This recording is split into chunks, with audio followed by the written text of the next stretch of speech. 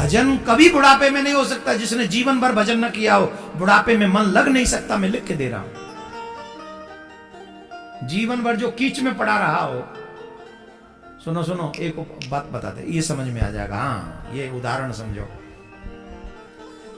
कीटाणु कई प्रकार के होते हैं, कई मिठाइयों में खुश रहते हैं, कई कीच में।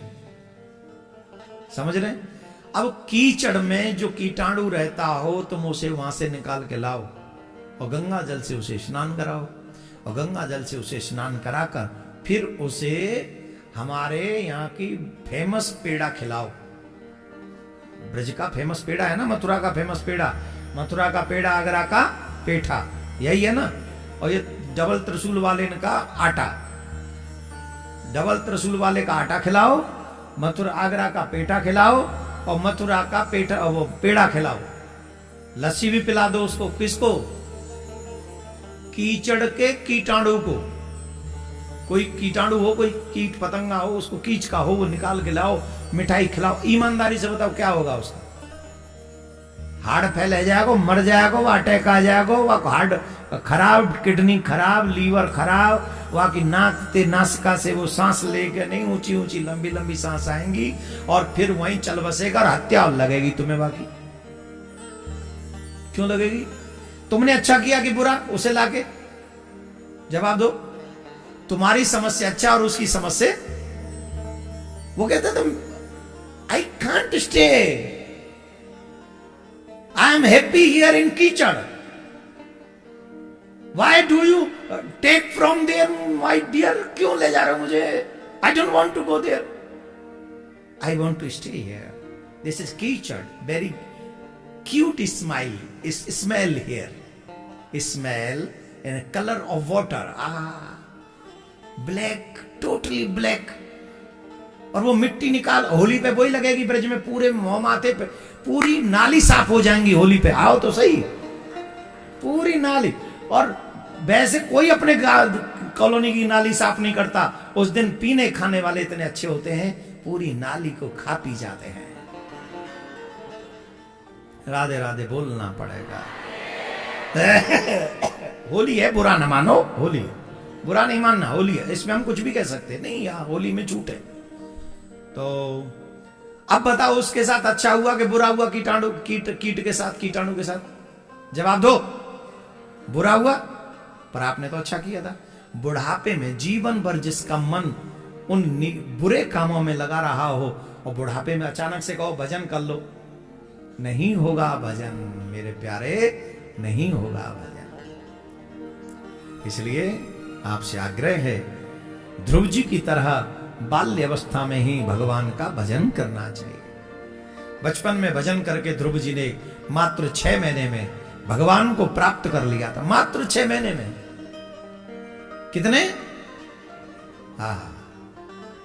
यही मथुरा वृंदावन में ही, यही ध्रुव जी ने इसी क्षेत्र में आके तप किया था। आप समझ रहे हैं?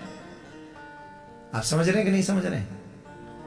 ये भूमि बड़ी पवित्र भूमि है, बड़ी पावन भूमि है, बड़ी श्रेष्ठ भूमि है।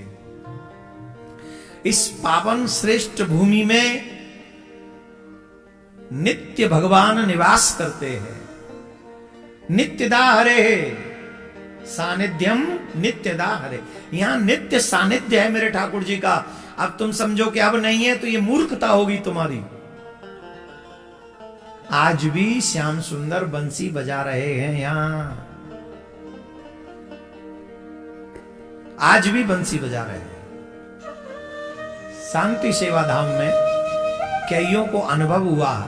कई लोग ये संकल्प करके सोते हैं कि हम यहां मंगला आरती में रहेंगे, लेकिन वो बुरी आदत पड़ी हुई, जल्दी उठने की आदत तो है नहीं। तो मन में भाव रखा कि हम संकल्प मंगला आरती का दर्शन करेंगे, लेकिन वो स्थिति वैसी थी नहीं, सोते रह गए। तो जब वो सोए तो उन्हें कोई बालक उनके रूम में, लॉक रूम में आके जगाता है, खड़े हो जाओ, मंगला आरती का समय हो गया, जगे, खड़े हो जाओ। इसी शांति सेवा धाम में प्रिया कांजू का चमत्कार, खड़े हो। अगर आप कह रहे हो कि मैं झूठ बोल रहा हूं, तो मैं बिल्कुल झूठ नहीं बोल रहा हूं। जिसने मुझसे कहा वो झूठ बोल रहा होगा, झूठा होगा वो, मैं नहीं। मैंने जो सुना मैं आपको एक्सप्लेन कर रहा हूं। एक बालक बंद कमरे में कैसे आ गया? कौन था वो तुम्हारे संकल्प को पूरा कराने के लिए प्रिया कांजू ही आए थे। खड़े हो जाओ भाई। हमारे संत एक बात कहते हैं, जो करे नित मंगला वो कबू न होवे कंगला।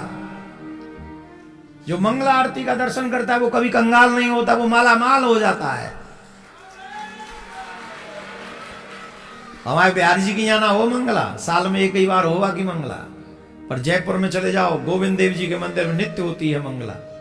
और जयपुर में से तमाम संत बंदे भक्त हैं, गृहस्थी है, जो मंगला में सम्मिलित होने के लिए 3:30 बजे घर छोड़ के भाग जाते हैं। स्नान हो जाता है उनका और सीधे गोविंद देव जी के दर्शन।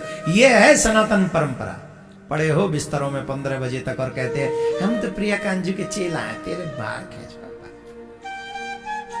जगने का समय नहीं, सोने का समय नहीं, कोई कुछ चीज फिक्स नहीं, माला फिक्स नहीं, भजन फिक्स नहीं, सत्कर्म फिक्स नहीं। ये सब ट्रेंड बना लो, अपना ट्रैक बना लो। ये करेंगे और ये बिल्कुल भी नहीं करेंगे। ये बनाओ तब जाके बात बनेगी। राधे राधे बोलना पड़ेगा। इसी वृंदावन में आज भी प्रिया कांजू नित्य कृपा कर रहे हैं।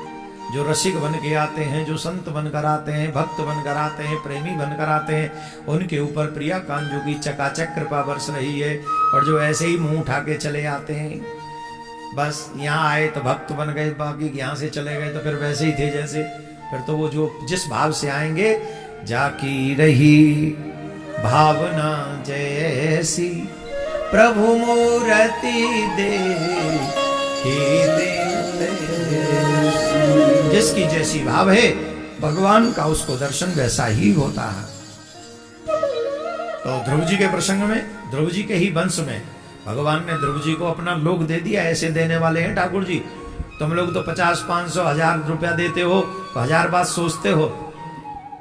हालांकि ऐसा नहीं है, सब नहीं सोचते हैं। अभी हम लोग 10 तारीख को आई थिंक कन्याओं को वो कन्याधन देंगे, और उससे पहले परसों, और देखो परसों एकादशी भी है। बहुत पवित्र दिन है उस दिन, एकादशी का दिन है। और कई लोगों ने मन बनाया है कि हम कन्याओं का करना चाहिए। मेरे समाज में अगर कोई असमर्थ है तो हम उन कन्याओं की सेवा करेंगे तो मेरा जाएगा क्या? कितने लोग ऐसे हैं जिनके घर में बेटियां ही नहीं हैं, वो इन बेटियों को पढ़ा सकते हैं, उनका भविष्य बना सकते हैं। मैं एक बच्ची से उस दिन मिला था, वो एम्बेसी कर रही है, एक बच्ची बीए कर रही है। और मैंने पूछा इसका सदुपयोग होता है? बोले महाराज जी बहुत सदुपयोग इसका हो रहा है। अगर आप लोग ये धन दे रहे हैं तो हमें इजी होता है कि हम जाके फीस भर दें, तो हमें और पढ़ाई में मन लगता है। हमारे माँ बाप पे उतना वजन कम पड़ता है। हमारा बस चले तो हम पूरे ब्रज की कन्याओं को पढ़ा दें, और आप लोगों से मांग मांग कर उनकी सेवा करें। पर करें क्या? हमारे ब्रज में एक और कहावत है, उतने पाम पसारिए जितनी लंबी खोर। भाई कहीं ऐसा ना हम कह दें हम 1000 कन्याओं को देंगे और पता चले कि महाराज यहाँ 4 आदमी भी इकट्ठे नहीं हो, और फिर वो कन्याएं आ जाएं और फिर हम, है ना। तो इसलिए वैसे हमारी इच्छा बहुत है, या तो एक ऐसी व्यवस्था खड़ी कर दें कि अब वो बच्चियां सिर्फ आपके उस स्थान पर ही पढ़ने लग जाएं, या कोई ऐसी व्यवस्था। अब तो जागो सनातनियों, बहुत दिन हो गए भाई ये कहते कहते, अब नहीं, अब तो हमें और जागना होगा। उन लोगों में यही लाभ है, उन लोगों में एक बेनिफिट है, वो अपने हर व्यक्ति की सहायता करते हैं, और हम सिर्फ अपने बच्चों के लिए जमा कर करके मर जाते हैं। ये रीजन है हमारे पिछड़ने का। मैं नाम नहीं लूंगा, 1-2 समाज में हमारे इस हिंदुओं में ऐसे हैं, कभी भी दूसरे समाज के व्यक्ति का हेल्प नहीं करते। वो 1-2 समाज ऐसे ही, मैं नाम ले दूं तो अभी मिर्च लग जाएगी। बड़े बड़े 30 मार्का भोगने वाला कोई नहीं, इसके बाद भी चबन्नी, वो सुन ले कि हमारे क्षेत्र के नहीं है, उनको नहीं देंगे, कभी कुछ नहीं देंगे वो। ये सोच बहुत छोटी है। तुम पे बहुत है, किसी पे नहीं है, जिस पे नहीं है उसे थोड़ा सा दे दो। यही सत्कर्म है जो तुम्हारे लिए विमान बनेगा। तो जिन जिन लोगों ने भी उनका